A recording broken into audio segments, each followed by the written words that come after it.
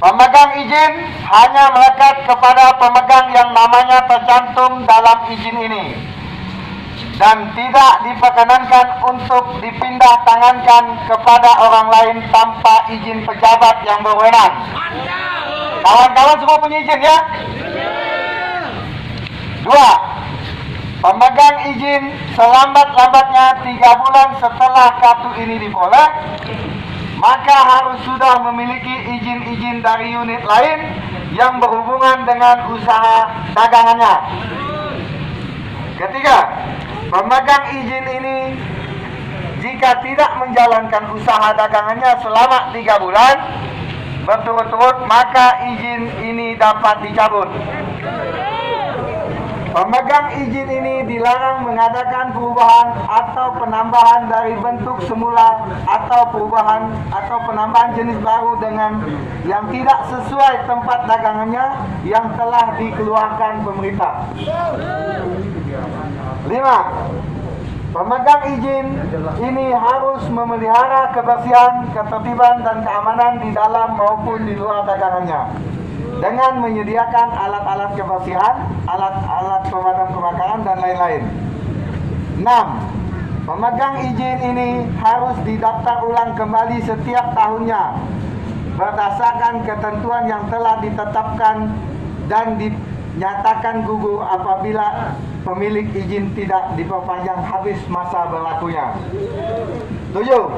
Pemegang izin atau surat ini dinyatakan tidak berlaku lagi jika tanah tersebut akan dipergunakan sesuai tata kelola ruang kota dan atau tanah tersebut digunakan atau diambil alih Pemda Kabupaten Ketapang untuk kepentingan umum. 8. Pemegang izin ini dinyatakan tidak berlaku lagi apabila terjadi hilang atau rusak, sukar dibaca, ditelan usia, dan atau terjadi bencana atau kebakaran yang tidak dapat diduga sehingga mengakibatkan kerugian dua belah pihak. 9.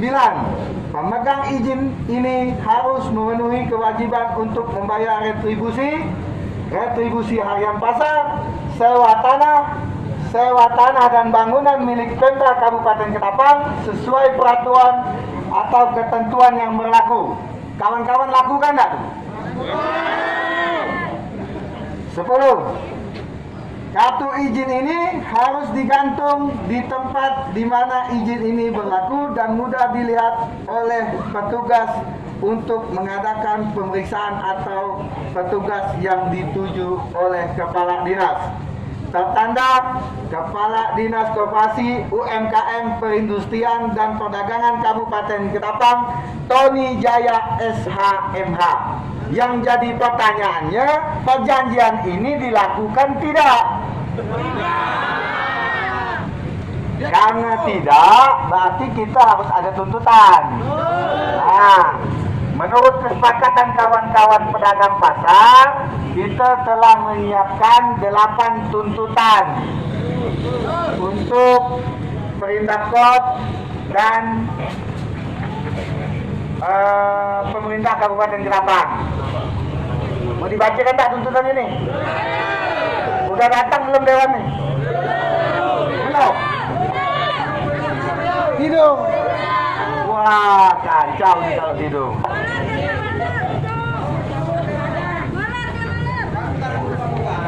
Bangunkan. Mau rakyat yang bangunkan.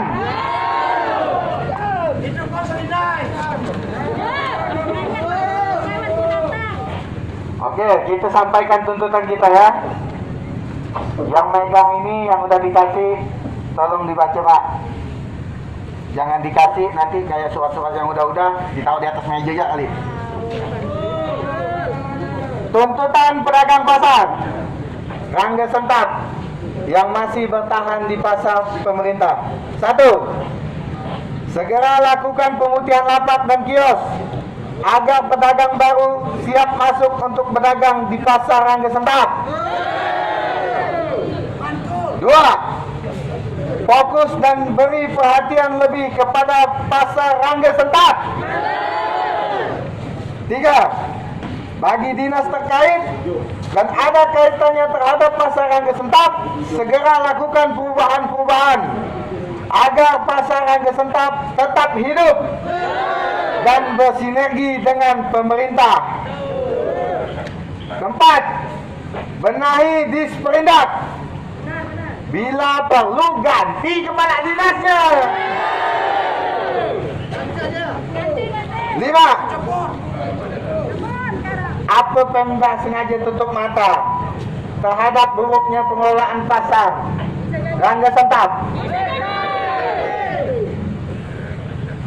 Kemana pajak retribusi pasar Rangga Sentap selama ini? Yang kawan-kawan bayaran. Bayar pajak tak, Bu? Pajaknya balik kemana dulu? 7. Diharapkan kepada aparat keamanan, ada Pak Polisi dan bapak-bapak yang lain, aparat penegak hukum, tolong selidiki kasus korupsi di pasar Rangga Sentap. Lapor ke Polres ya. Tangkap dan adili koruptor pengelolaan pasar Rangga Sentap yang membuat pasar daerah terbengkalai. Mudah-mudahan dengan diterimanya tuntutan ini sudah diterima belum ini? Oh, belum. Dengan dilakukan pemutihan pasar Rangga Sentap dapat menjadi kunci utama pembenahan pasar, penataan kembali lingkungan dan pedagang pasar, penataan kembali pengelolaan pasar, terauditnya retribusi dan pajak pasar, sehingga pasar Rangga Sentap dapat kembali optimal.